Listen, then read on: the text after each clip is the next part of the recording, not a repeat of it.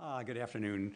I'm going to present to you new data concerning both malignant paraganglioma and malignant pheochromocytoma based on a recent retrospective analysis of multiple patients, all of whom had unfortunately had their disease progress after the most recent therapy they'd received, and their medical oncologist submitted tumor tissue for a DNA sequencing analysis in the hope that targets that could be applied to the current pharmacy of therapeutics linked to specific genomic defects or immunotherapy drugs could be found.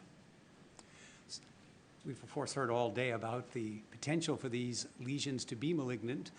They're very rare, but they can occur both in familial and in sporadic forms. And this is a comprehensive genomic profiling study that uses what's called an Illumina hybrid capture high-seq methodology to determine genomic alterations. This is from more than 200,000 patients who had been sequenced to search for these, and we have 44 cases of malignant pheochromocytoma and 84 cases of malignant paraganglioma to share with you. In addition to determining the individual mutations, we calculate what's called tumor mutational burden, which may be important for determining potential for immunotherapy drugs, as well as the microsatellite instability status. And finally, we do immunostaining with immunohistochemistry to determine PD-L1 expression as for the potential of these tumors to respond to immunotherapy drugs. Here's a quick schematic of the actual technique. 50 nanograms of DNA are extracted from the formalin-fixed, paraffin-embedded specimen, and after extraction, they undergo the stages of this Illumina hybrid capture methodology, which includes the library construction, the hybrid capture with the bait set, which is up to 424 genes, and finally, the sequencing in the Illumina hybrid capture high-seq instrument. This calculates both base substitution, short insertions and deletions, tumor copy number, and the presence of gene rearrangements and gene fusions. So all patients had all clinically recurrent or widely metastatic disease. 33% or 77% of the pheochromocytomas were known to have arisen in the adrenal gland, and the other cases, a metastasis biopsy was submitted where the actual primary site was not specifically identified. The 84 malignant paragangliomas were obtained from multiple sites, including soft tissue, bone, retroperitoneum, lymph nodes, liver, lung, and numerous other metastatic disease site locations. The primary tumor itself was used for sequencing in 30% of the patients, and a metastasis biopsy was sequenced in 70%. Patient ages were similar, but the malignant paraganglioma patients were more frequently male than the malignant pheochromocytoma patients. The genomic alterations per tumor were low in both tumor types, 2.3 for the malignant pheochromocytomas and 1.9 per tumor for the malignant paragangliomas, which is quite low. The most frequent untargetable genomic alterations where we don't have drugs either in development or in the pharmacy included, as you can see there, SDHB, HREX, TERT in the malignant paragangliomas, and HREX and TP53 in the pheochromocytomas. Potentially targetable alterations were in the fibroblast growth factor receptor 1, FGFR1, which were primarily amplifications, and mTOR pathway alterations in genes such as NF1, PTEN, NF2, and then cell cycle regulatory genes such as CDK4. RET was pretty much limited to the pheochromocytoma group, and in this series, with a lack of RET base substitution alterations in the germline, instead we had RET fusions in the sporadic pheochromocytoma group. The gene PBRM1, which is still a putative marker of immunotherapy benefit, was only rarely identified in either tumor type.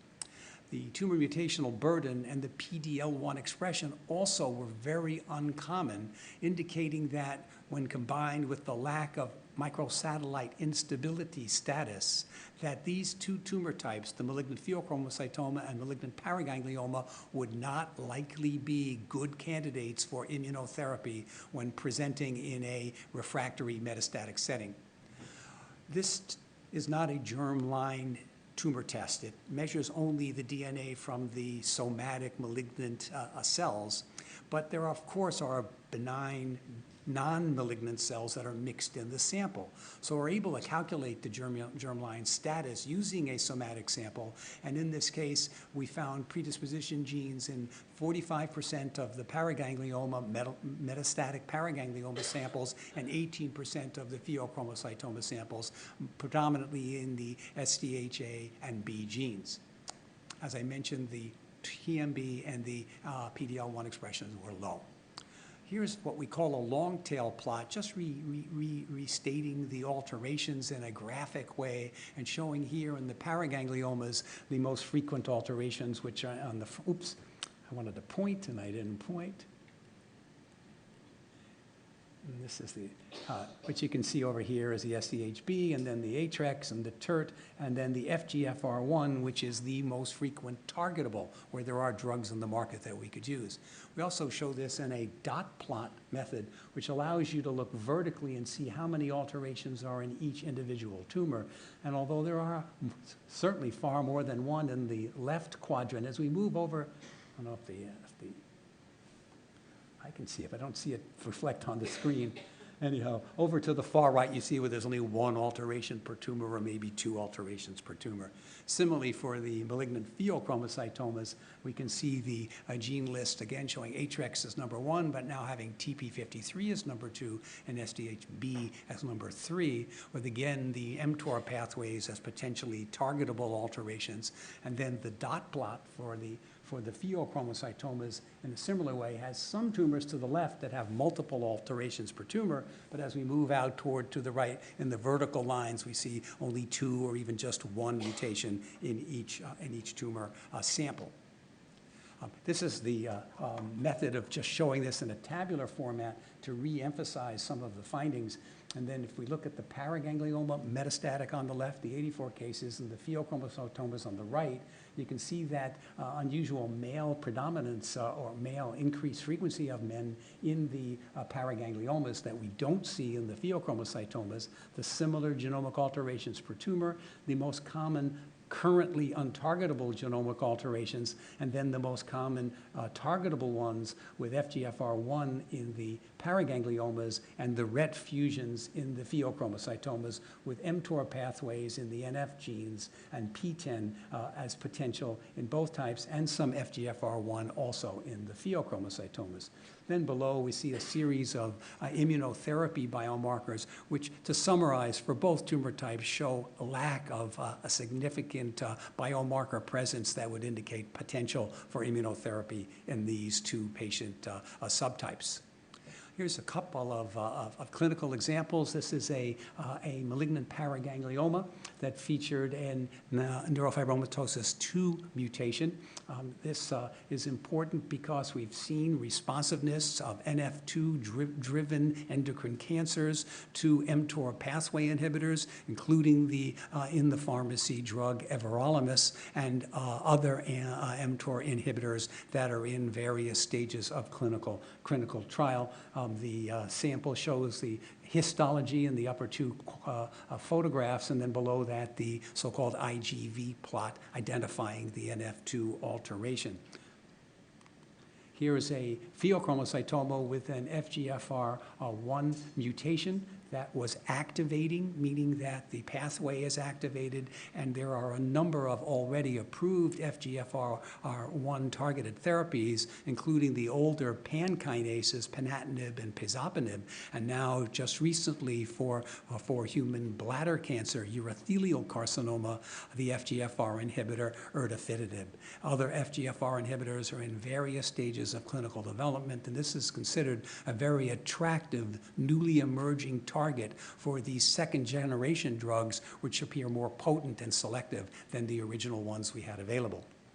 Here's another case of a pheochromocytoma in a 45-year-old man who was diagnosed in Switzerland. And here the histology shows a pheochromocytoma with extensive necrosis, which can be a warning sign that it's going to have a malignant behavior.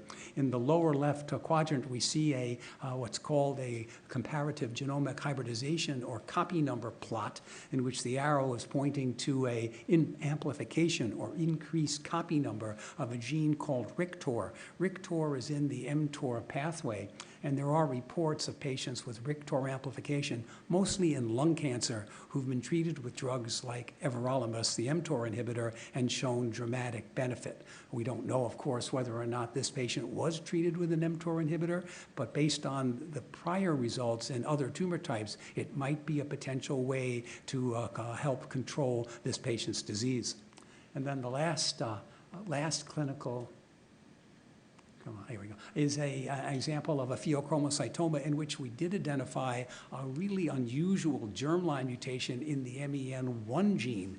This is not a classic MEN2 with a RET base substitution, but an MEN1 that had a pheochromocytoma, which, of course, the textbooks will tell you is supposed to occur in the MEN2, but this was a patient who instead had a pheochromocytoma.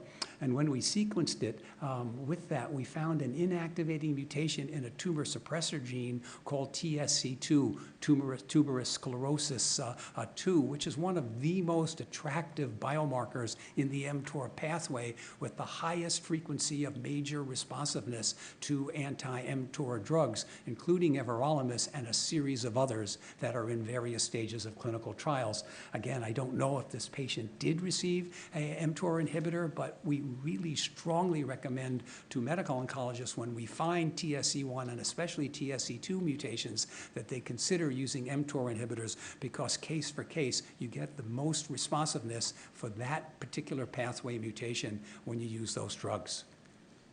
So in conclusion, malignant paraganglioma and malignant pheochromocytoma feature similar genomic alterations, which are relatively low as a tumor group, with paraganglioma more often associated with germline alterations in this set of metastatic disease than the pheochromocytoma.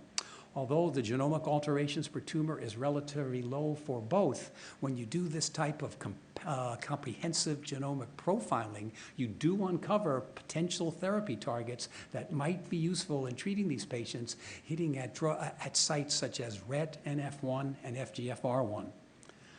As I mentioned, based on the biomarker assessments, including the various measurements, the PD-L1 expression, the PD-L1 amplification, the lack of a high tumor mutational burden or evidence of microsatellite instability, we do not believe that malignant paraganglioma or malignant pheochromocytoma are likely good candidates for immunotherapies.